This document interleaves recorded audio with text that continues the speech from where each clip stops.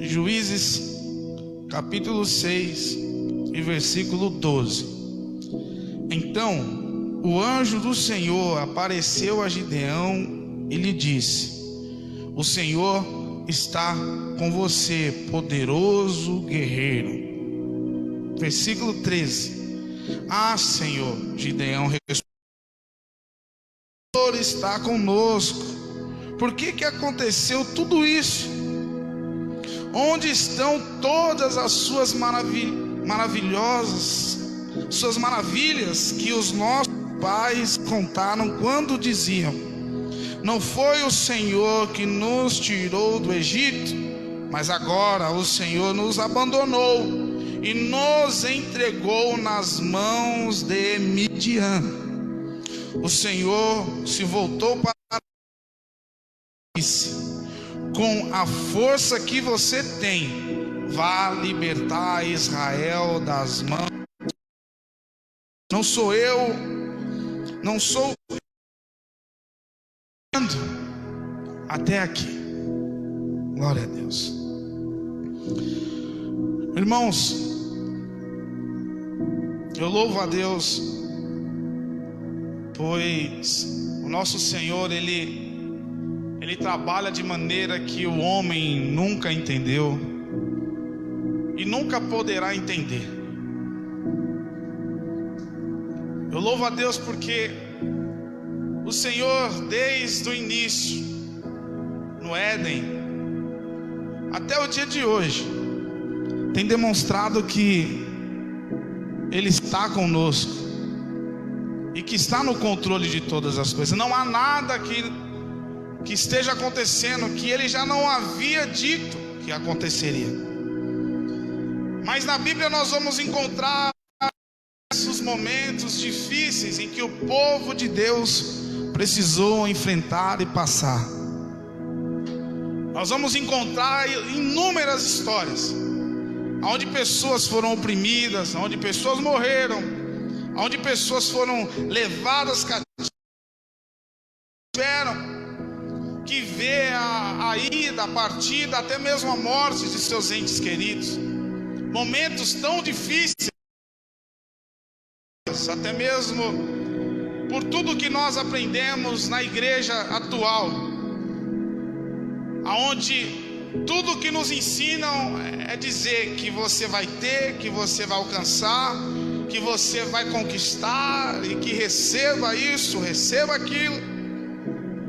Mas Jesus, em um momento, disse: quem quiser vir após mim, negue-se a si mesmo, pega a sua cruz e segue-me. É normal vermos na Bíblia homens e mulheres de Deus, o povo de Deus, até mesmo pelas suas atitudes, sofrendo e passando por momentos difíceis. E no capítulo 6 de Juízes, aonde nós lemos, vem narrar e contar uma história conhecida, de muito conhecimento, mas que serve para os dias atuais. Nós estamos vendo nessa história, no versículo 1 em diante, vem contar que os israelitas, assim diz o versículo 1, de novo os israelitas fizeram o que o Senhor reprovava, e durante 7 anos eles o entregou às mãos dos midianitas. É inacreditável você ler isso e ver que nos dias atuais não mudou nada disso. Fala de novo o povo fez aquilo que não agradava ao Senhor, e por causa disso o Senhor os entregou nas mãos dos midianitas. Um povo que viu os milagres acontecendo no deserto, um povo que viu o Senhor mandar maná, um povo que viu o Senhor fazer brotar e jorrar a água da rocha, um povo que viu o mar se abrir, eles passarem a seco. De novo fazem aquilo que o Senhor não aprovava. um povo que era instruído na palavra, um povo que era conhecedor do Deus, mas não aplicava as suas leis. Não estou aqui para falar de leis e de regras, pois sabemos que hoje nós vivemos debaixo de um mundo totalmente diferente desse aqui em Juízes, mas a desobediência sempre levou o povo, independente se é no Antigo ou no Novo Testamento, a desobediência sempre levou o povo a viver em dias difíceis. E aqui estamos, mais uma vez, o povo de Deus cativo. O povo de Deus errou e Deus entregou eles na mão dos midianitas. Durante 7 anos, os israelitas eram escravos de Midian. Se nós pegarmos lá no capítulo 25 do livro de Gênesis, nós vamos ver, versículo 1, dizendo o seguinte: Abraão casou-se com outra mulher, chamada Quetura. Ela lhe deu os seguintes filhos: Zirã, Joxã, Medã, Midian, Isbaque e Suá. Sara morreu, Sara faleceu, e Abraão casa novamente, no capítulo 25 de Gênesis. Leia, estude na sua casa. Nós apenas conhecemos a história de Abraão com os 2 filhos mais famosos, Ismael e Isaque. Ismael, filho de Agar, Isaque, filho de Sara. Mas a Bíblia fala que Sara morreu e Abraão casou de novo. E com essa mulher chamada Quetura, ele teve mais 6 filhos. Entre eles, o 4º filho citado aqui no versículo 1 do capítulo 25 de Gênesis, Midian. Midian, acreditem vocês ou não, o mesmo Midian, o mesmo povo de Midian que nós estamos lendo aqui no capítulo 6 de Juízes, nada mais era do que irmão de Israel, filho de Abraão. Nós não estamos falando de um povo longe, nós não estamos falando de um povo que não conhecia Israel, mas nós estamos falando do próprio irmão por parte de pai de Israel, Midian. E os midianitas se levantaram contra Israel para oprimir, porque segundo o que nós lemos na Bíblia, eles iam lá nas plantações dos israelitas apenas para acabar com tudo. Eles não levavam, eles não comiam, mas eles acabavam com as plantações. Midian só tinha um interesse: em oprimir, em castigar, em fazer a maldade com Israel. Estamos falando de irmão. Eu vou continuar batendo nessa tecla aqui enquanto eu puder, irmãos. Na quarta-feira eu ministrei sobre que o reino dividido não prospera, e nós estamos vendo aqui Israel sendo oprimido pelos seus próprios irmãos, e hoje não é diferente. A igreja, por incrível que pareça, ela não é perseguida por outras religiões, pela Umbanda, pelo Espiritismo, por nada. Nós somos perseguidos entre nós mesmos. Um pastor que posta uma palavra, outro pastor ou outro irmão que é de outra igreja, de outra placa, mas é a mesma igreja de Cristo, vem lá e comenta: você é isso, aquilo, outro, babá, babá, babá, babá. Uma pessoa que canta, a outra critica. Uma pessoa que prega, o outro irmão critica. Irmãos, Paulo falou: a nossa luta não é contra a carne nem contra o sangue. A sua luta não é contra mim, a sua luta não é contra o irmão, a sua luta não é contra o pastor A ou B ou C. Enquanto nós estamos brigando entre si, Satanás está fazendo a festa dele.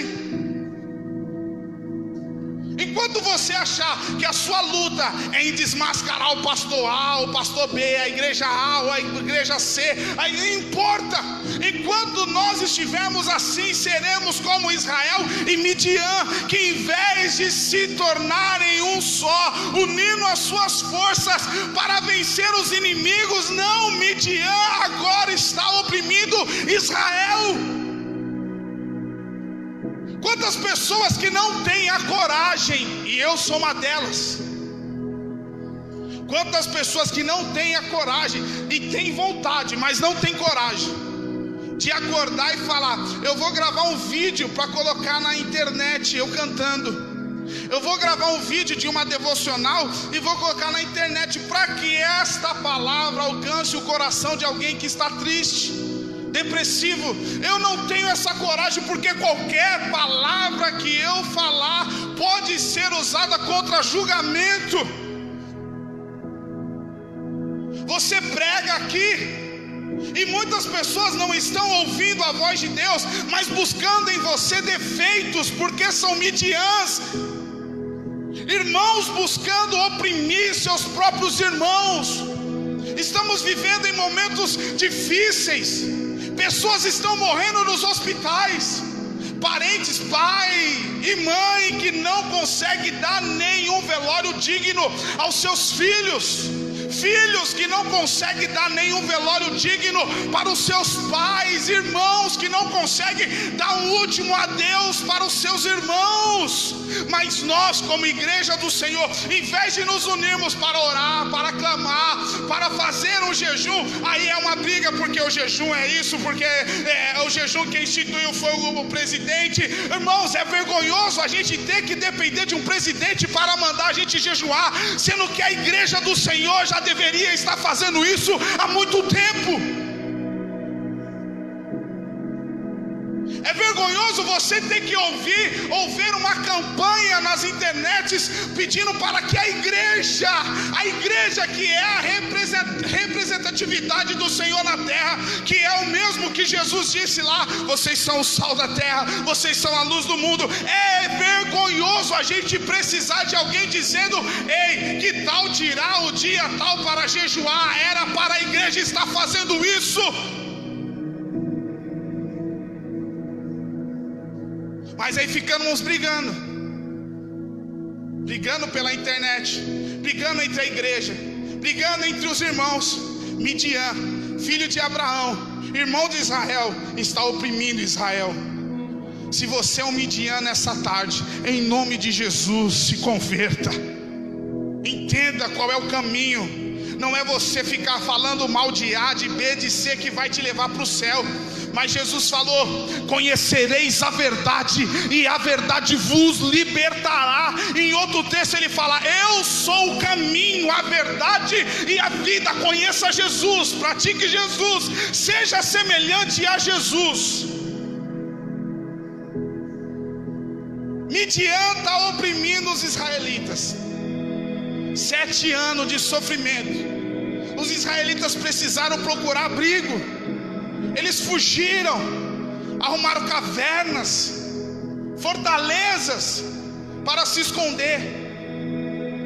E de repente, a Bíblia fala que o anjo do Senhor vai falar com um jovem chamado Gideão, que mais à frente se tornaria um dos juízes de Israel. O anjo do Senhor aparece, e no versículo 12 que nós lemos, diz o seguinte: então o anjo do Senhor apareceu a Gideão e lhe disse: o Senhor está com você, poderoso guerreiro. Ah, que maravilha! Você passando por uma dificuldade, você passando por lutas, você passando por provações, perseguições, fome, porque os amalequitas e outros povos iam lá para destruir tudo. Eles estavam passando fome. Eles estavam vendo a sua família, destruída.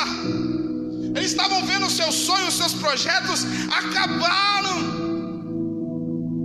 Acabou tudo. Estão na luta, estão fugindo. estão escondidos. Aí de repente o anjo do Senhor chega em Gideão e fala: o Senhor é contigo, poderoso guerreiro.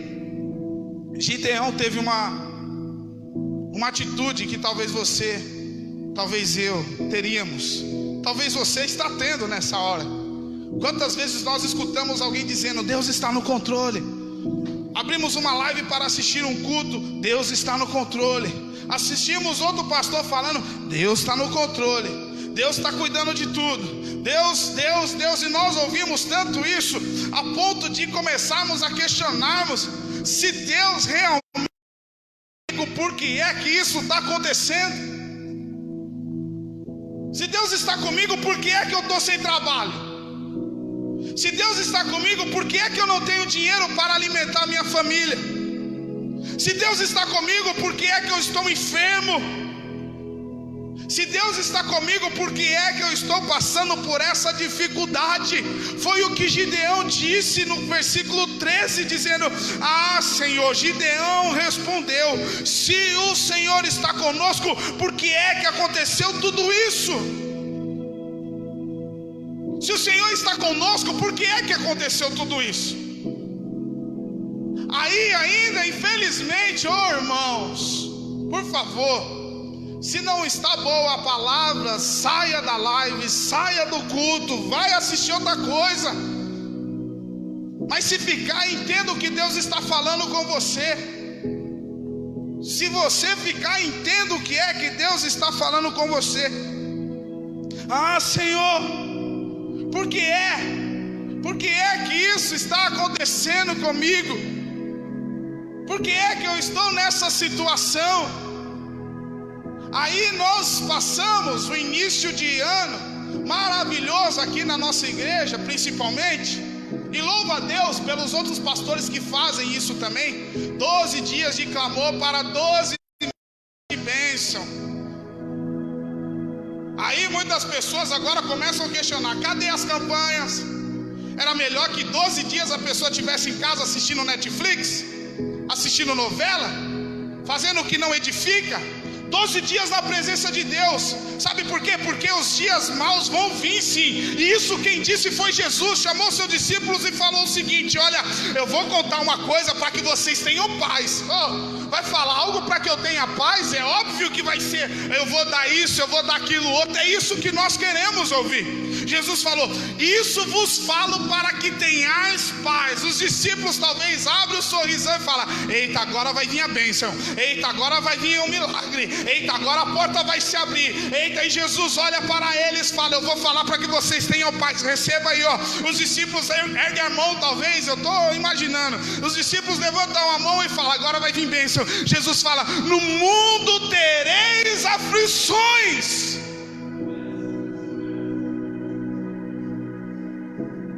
Aí ouvimos as pessoas questionar: 12 dias lá dentro da igreja, cadê? 12 dias de clamor. Ei, queridos, deixa eu te falar uma coisa. O ano para muitas pessoas não pode estar sendo de bênção, mas para nós que estamos firmados na rocha. E ele disse para construirmos a nossa casa na rocha. Porque quando, não é se, é quando, porque o vento vai balançar. Não é quando e se balançar, não, é quando, porque o vento vem para todos, seja para a igreja, seja para quem não está dentro da igreja, seja para quem é cristão, seja para quem não é cristão. Mas aqueles que estão firmados na rocha, o vento pode até balançar, pode até abalar, pode até fazer barulho, mas nós não vamos sucumbir, porque estamos alicerçados na rocha que é Jesus. Cadê as campanhas? Cadê isso? Cadê aquilo outro? Querido, deixa eu te falar uma coisa em nome de Jesus. Já disse, não tá bom? Assiste outra live. Mas essa aqui eu vou ter que falar isso. Para em nome de Jesus de ser Midian oprimindo Israel. Cadê? Por que fizeram as campanhas? Cadê os dizimistas? Cadê os ofertantes? Cadê as palavras de bênção que saíam do altar? Ei, a Bíblia fala no Salmo 130 que o choro pode durar uma noite, mas a alegria ela vem ao amanhecer. Isso vai passar e o nome do Senhor será glorificado em nossa vida. Versículo 13. Se o Senhor está conosco, por que aconteceu tudo isso? Por que, Senhor? Por quê? São tantas perguntas que nós temos para fazer. E é interessante que ele faz essa pergunta. Ele faz essa pergunta, o porquê.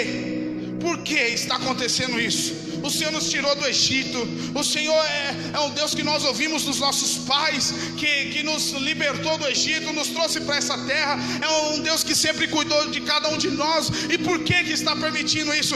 Existem tantos porquês em nossa vida que nós nunca teremos a resposta. Por que, Senhor, disso? Por que eu estou enfermo? Por que, Senhor, estou desempregado? Por que, Senhor, minha família me abandonou? Por que, Senhor, agora que eu mais preciso de alguém, não tem ninguém, estou sozinho? Por quê? Por quê? Por quê? Por quê? E Gideão questiona o anjo do Senhor, por que de tudo isso? E a resposta dele no versículo 14 é: o Senhor se voltou para ele e disse: com a força que você tem, vá libertar Israel da mão dos midianitas. Ele não falou o porquê.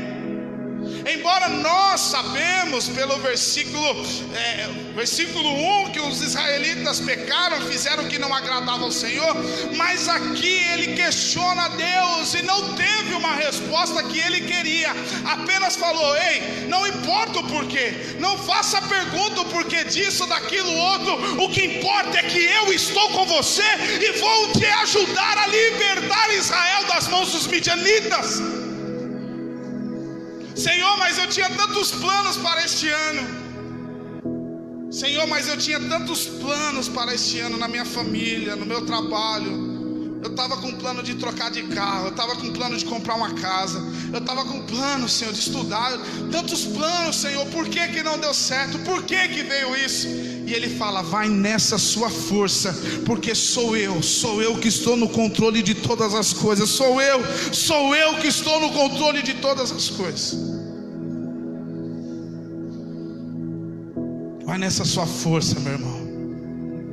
Mesmo que você não tenha respostas, mesmo que você não tenha resposta para tudo. Por quê? Por que meu pai foi embora? Por que minha mãe foi embora? Por que minha mãe morreu, meu pai morreu? Por que eu perdi meu filho? Por que eu perdi meu amigo? Por quê?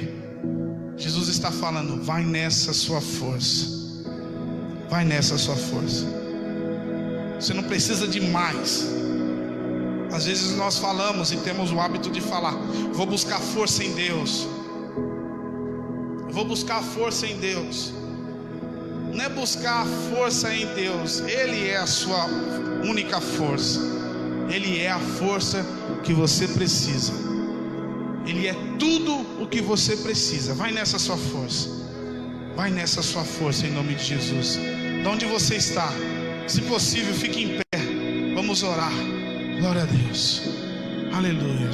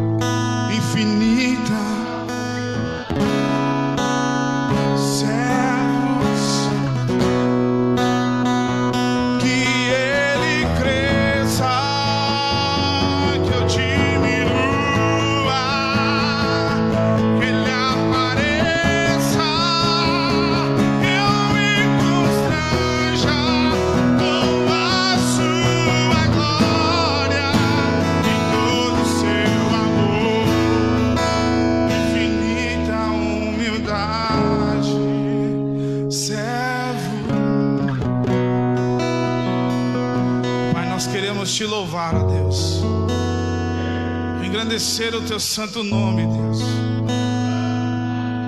dizer que tu és o nosso Deus, o nosso refúgio, fortaleza, socorro, bem presente na hora da angústia. Ó Deus, em nome de Jesus, acorda, Senhor, o teu povo, desperta a tua igreja, Senhor, desperta a tua igreja para sermos unidos. Temos que ser um, como diz o louvor, como diz a tua palavra, Senhor. Como o Pai em Cristo é um, Senhor, devemos ser um, Deus, unidos em amor, unidos em espírito. Oh Deus, repreenda esse mal, repreenda, Senhor, essa pandemia em nome de Jesus.